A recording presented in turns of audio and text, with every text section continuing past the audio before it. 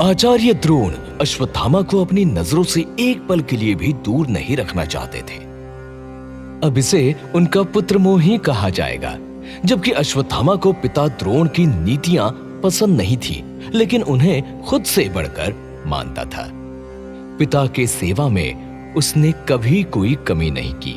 एक दिन वो अकेला आश्रम के चबूतरे पर बैठा अपने भविष्य के ताने बाने बुन रहा था। तभी उसे ढूंढते हुए गुरु द्रोण पहुंचे। उसे अकेला देखकर कुछ परेशान हुए। उन्होंने वजह जानने की कोशिश की, लेकिन उसने कुछ बताया नहीं, तो विहार करने के नाम पर जंगल में साथ ले गए। पांडवों और कौरवों ने देखा तो वो भी साथ हो लिए। गुरु द्रोण उन्हें रोक नहीं सके। चलते चलते वो एक सरोवर के पास आए। यहाँ चहकते पंछी थे, उछलते कूदते हिरणों का झुंड था, ठंडी हवाएं थीं और पहाड़ों से गिरते खूबसूरत झरने थे। गुरु द्रोण के शिष्य प्रकृति के दृश्यों में खो से गए, लेकिन अश्वत्थामा अभी भी सोच में डूबा था। तब द्रोणाचार्य ने कहा, मैं सरोवर में स्नान ध्यान कर लूं, तब तक तुम लोग प्रकृति की शोभा का आनंद लो। युधिष्ठिर, भीम, अर्जुन, दुर्योधन, तुम लोग कहीं दूर मत जाना। ठीक है गुरुदेव। अश्वत्थ क्या हुआ? तुम इतने शांत क्यों हो? मुझे शस्त्रों का अभ्यास करना है पिताजी। हम वापस कब लौटेंगे? अभ्यास के लिए ही तो तुम्हें ले आया था पुत्र, किंतु इतने सारे शिष्यों में कोई रहस्य वाली विद्या नहीं सिखाई जा सकती। तुम प्रतीक्षा करो, मैं अभी आया।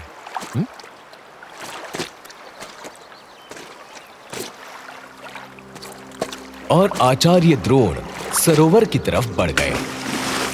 अश्वत्थामा को समझ ही नहीं आया कि उसके पिता उसे जंगल में क्यों ले आए।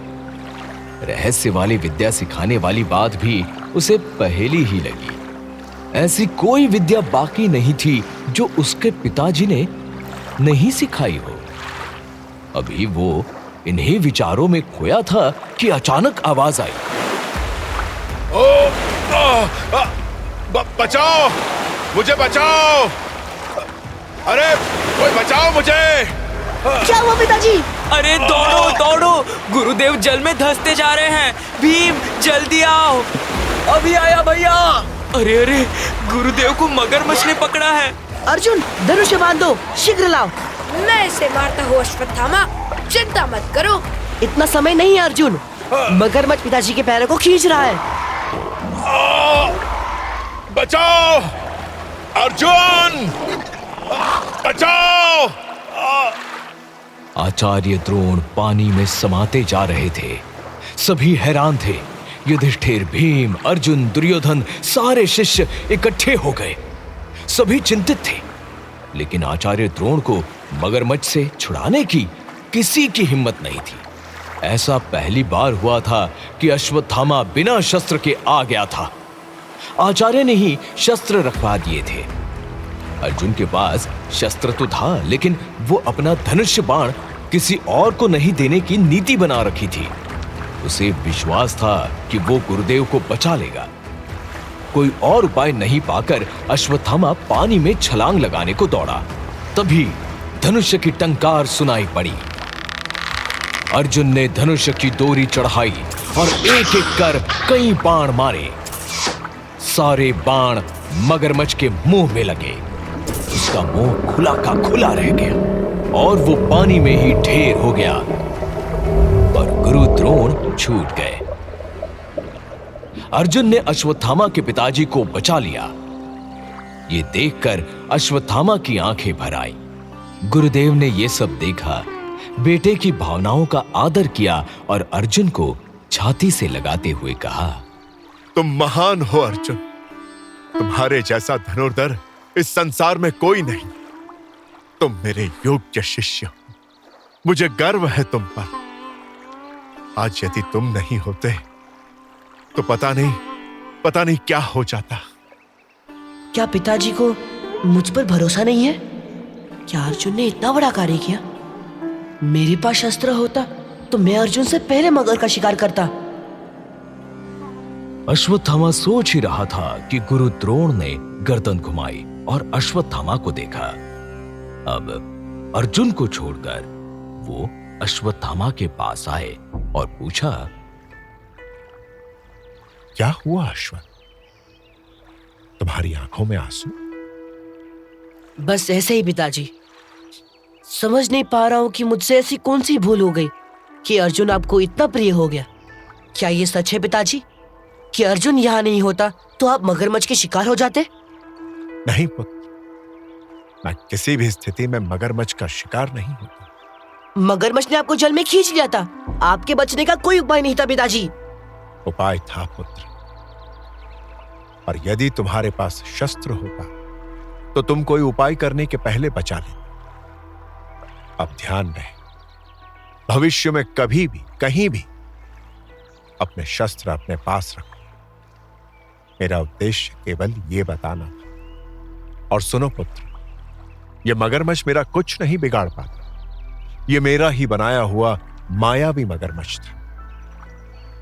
मैंने उसे शिष्यों के बल, बुद्धि, विवेक और शौर्य की परीक्षा के लिए बनाया था। इससे तुम्हें एक सीख मिली और अर्जुन परीक्षा में सफल हुआ। ओह, मुझे क्षमा कीजिए पिताजी। बेशक गुरु द्रोण ने मायावी मगरमच्छ बनाया था, लेकिन अपने गुरु की जान बचाने की वजह से अर्जुन की हर तरफ चर्चा हुई। पूरे हस्तिनापुर में ये खबर आग की तरह फैल गई। पितामह भीष्म के पास खबर पहुंची। उन्होंने तत्काल अर्जुन को बुलाया, सम्मान दिया, गले से लगाया और कहा, तुम्हारी जय हो अर्जुन, सदा जय हो। हस्तिनापुर वीरों और योद्धाओं की भूमि रही है। इसकी एक लंबी परंपरा रही है। ये धरती सदैव तुम्हारे जैसे वीरों को जन्म देती रही है। इसमें कोई संदेह नहीं कि तुम्हारे जैसे वीर ही इस भूमि का भोग करेंगे। पर मैंने तो ऐसा कोई कार्य किया ही नहीं पितामह। जिस मगरमच्छ ने गुरुदेव के पैर पकड़ लिए थे, उसे तो कोई भी मार सकता है।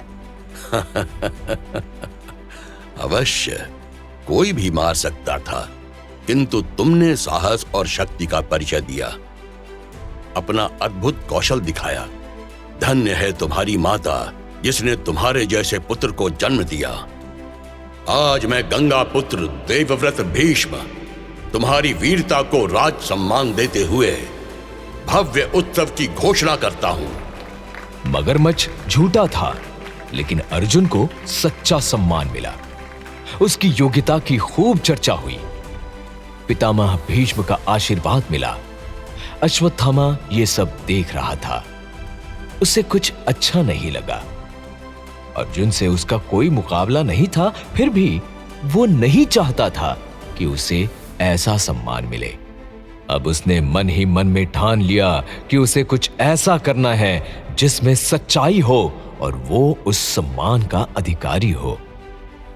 तो अश्वत्थामा ने इसके लिए क्या किया?